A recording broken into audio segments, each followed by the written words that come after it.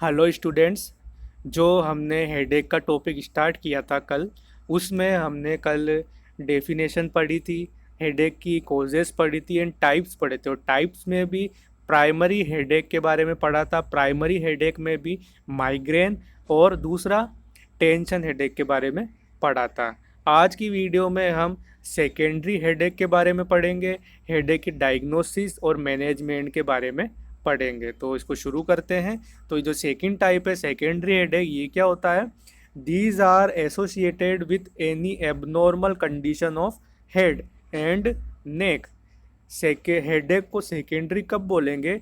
कि जब हेड और नेक में किसी तरह की प्रॉब्लम की वजह से अगर हेडेक प्रेजेंट है, ठीक है, हेडेक एराइज हो रहा है हेड और नेक की कोई प्रॉब्लम की वजह से सेकेंडरी, तो उसको बोलेंगे सेकेंडरी हेडेक। तो यहाँ पे कौन कौन सी ऐसी प्रॉब्लम्स हो सकती है जिसकी वजह से हेडेक कॉज हो सकता है? तो फर्स्ट वन है यहाँ हेड एंड नेक ट्रोमा।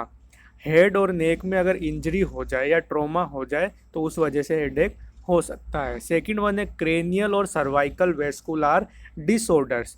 जो क्रेनियल यानी कि जो ब्रेन है, ब्रेन की जो ब्लड सप्लाई है, ठीक है, या जो मतलब ब्लड वेसल्स है उनमें किसी तरह का ऑब्स्ट्रक्शन हो जाए, लाइक जो मीन्स एथेरोस्क्लेरोसिस होता है, ठीक है, या किसी तरह का इन्फेक्शन प्रेजेंट हो या ट्यूमर हो जाए, इन तरह की प्रॉब्लम जो वेस्कुलर डिसऑर्डर्स हो रहे हैं उस वजह से भी हेडेक प्रोड्यूस हो सकता है। नेक्स्ट वन है इन्फेक्शन। जो मैंने आपको बताए थे कल भी कोजेज में स्टार्टिंग में, मेनिंजाइटिस एनसेफेलाइटिस लाइक कोजे, ये क्या होते हैं? ये इन्फेक्शन है ब्रेन के, ठीक है, तो इस वजह से भी हेडेक प्रोड्यूस हो सकता है यहाँ पे। नेक्स्ट वन है हाइपोक्सिया और हाइपर केपनिया। यहाँ ई के बाद आर भी आएगा यहाँ पे, ठीक है। तो हाइपोक्सिया क्या होता है? जो बॉडी टिश्यूज है उनमें ऑक्सीजन की कमी हो जाना, ओके। तो हाइपोक्सिया के जस्ट अपोजिट होता है हाइपर केपनिया। हाइपर केपनिया क्या होता है? बॉडी में CO2 का लेवल बढ़ जाना। दिखती सी बात है, अगर ऑक्सीजन की कमी होगी तो CO2 का लेवल क्या हो जाएगा? बढ़ जाएगा, और CO2 की कमी होगी तो ऑक्सीजन का लेवल बढ़ेगा, ठीक है। तो यहाँ पे ये कंडीशंस अगर प्रेजेंट है तो उस वजह से भी हेडेक हो सकता है। नेक्स्ट वन है हाइपरटेंशन। जो हाइपरटेंशन की कंडीशन होती है उस वजह से भी हेडेक प्रोड्यूस हो सकता है, ब्लड सप्लाई की कमी की वजह से, ओके। नेक्स्ट वन है फास्टिंग। अगर कोई पर्सन फास्ट रखता है अगर, ठीक है, उस वजह से भी हेडेक हो सकता है। क्यों? क्योंकि फास्टिंग के टाइम क्या होता है, हम कुछ भी नहीं खाते हैं, तो उस टाइम हेडेक होने के चांस ज़्यादा होते हैं, ओके। नेक्स्ट वन है राइनोसाइनोसाइटिस और other infection of ENT। Rhinosinusitis क्या होता है? कि जो नेजल केविटी है उसमें इन्फेक्शन हो जाना, या जो साइनस केविटीज़ है उनमें इन्फेक्शन हो जाना, ठीक है, जो सर्दी जुकाम मोस्टली देखने को मिलता है। तो अगर ऐसी कंडीशन है तो उस वजह से भी हेडेक हो सकता है। और ENT के अदर इन्फेक्शंस अगर हो रहे हैं, ईयर नोज थ्रोट या आई में किसी तरह का इन्फेक्शन हो रहा है, तो उस वजह से भी हेडेक हो सकता है। तो ये जो भी प्रॉब्लम्स है अगर इनकी वजह से पेन हो रहा है हेड में तो उसको बोलेंगे secondary headache, okay. Next one, इसके बाद अब बात करें हेडेक के डायग्नोसिस की। ये टाइप्स की बात हो गई, प्राइमरी हेडेक की और सेकेंडरी हेडेक। अब बात करते हैं इसके डायग्नोसिस की। तो जो हेडेक होता है इसके लिए कोई डायग्नोसिस की ज़रूरत नहीं होती है, क्योंकि ये कॉमन पेन होता है जो हेड में होता है, तो पेशेंट अपने आप बता देता है, तो इसमें कोई डायग्नोसिस करने की ज़रूरत नहीं है। बट अगर यहाँ पे हेडेक के साथ कोई अदर सिम्टम्स भी प्रेजेंट है, अगर कुछ और लक्षण भी यहाँ पे देखने को मिल रहे हैं हेडेक के साथ, like fever, altered vision, convulsions, loss of consciousness, vomiting वगैरह, अगर इस तरह के लक्षण भी देखने को मिल रहे हैं हेडेक के साथ तो यहाँ पे डायग्नोसिस करने की ज़रूरत है, ओके। सो इसके लिए कौन कौन से डायग्नोसिस कर सकते हैं? लाइक ब्लड टेस्ट से वगैरह जो इन्फेक्शन की है, और जो RBC काउंट है या WBC काउंट है, इनके बारे में इंफॉर्मेशन मिल जाती है। और भी इंफॉर्मेशन ब्लड टेस्ट से मिल जाती है, ओके। नेक्स्ट वन है MRI से जो है ब्रेन को विजुलाइज कर सकते हो, उसकी एबनॉर्मलिटी को फाइंड आउट कर सकते हैं। नेक्स्ट वन है लंबार पंक्चर। लंबार पंक्चर में क्या करते हैं, जो CSF होता है उसको बाहर निकालते हैं और CSF को यहाँ पे एसेस करते हैं। तो यहाँ पे अगर CSF में किसी तरह की एब्नॉर्मलिटी प्रेजेंट है, लाइक मेनिंजाइटिस की कंडीशन होती है, तो उसमें क्या होता है कि जो CSF होता है उसका जो नॉर्मल जो प्रेजेंटेशन होता है वो क्लियर फ्लूइड होता है, बट मेनिंजाइटिस की कंडीशन में ये जो है वाइट कलर का हो जाता है, ठीक है, धुंधला टाइप हो जाता है। और दूसरा इसमें जो है ग्लूकोज का लेवल भी कम देखने को मिलता है। तो इस तरह की जो फाइंडिंग्स है उसको लंबार पंक्चर से आइडेंटिफाई कर सकते हैं। ओके, सो ये डायग्नोसिस की बात हो गई। अब बात करते हैं अपन इसके मैनेजमेंट की। तो जो हेडेक की प्रॉब्लम होती है इसके लिए जनरली जो है पेन किलर्स दी जाती है। अब जो पेन किलर की डोज है या जो वेरिएशन है पेन किलर का, कौन सी ड्रग देनी है, वो डिपेंड करती है हेडेक पर, यानी पेन कितनी सीवियरिटी पे। अगर कम सीवियरिटी का है तो कम डोज से काम चल जाएगा, और कम जो मतलब जो लो क्वालिटी की ड्रग है उससे काम चल जाएगा। बट माइग्रेन टाइप पेन है और सीवियर पेन हो रहा है तो उसके लिए ज़्यादा डोज की ज़रूरत है, हाई क्वालिटी ड्रग की ज़रूरत है, तो उसके बेस पे मैनेजमेंट किया जाता है इसका। अब इसके बाद बात करते हैं इसके प्रिवेंशन की।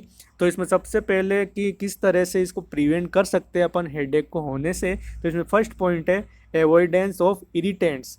जो इस तरह के इरिटेंट से जो हमारे ब्रेन को इरिटेट करते हैं, लाइक स्मोकिंग, फ्यूम्स वगैरह, धुएं जो है, या कोई किसी तरह की स्मेल जिससे पर्सन को मतलब प्रॉब्लम होती है, ठीक है, तो इस तरह के इरिटेंट्स को अवॉइड करना है। नेक्स्ट वन है maintain regular routine of meals and bed time, यानी पर्सन को एक अपना जो है रेगुलर रूटीन मेंटेन करके रखना है कि खाना कब खाना है और अपना बेड टाइम क्या है, कब सोना है और कब उठना है, इसको रेगुलर मेंटेन करना है। ओके, नेक्स्ट वन है हेल्दी डाइट लेनी है, यहाँ पे HELTHY होगी स्पेलिंग।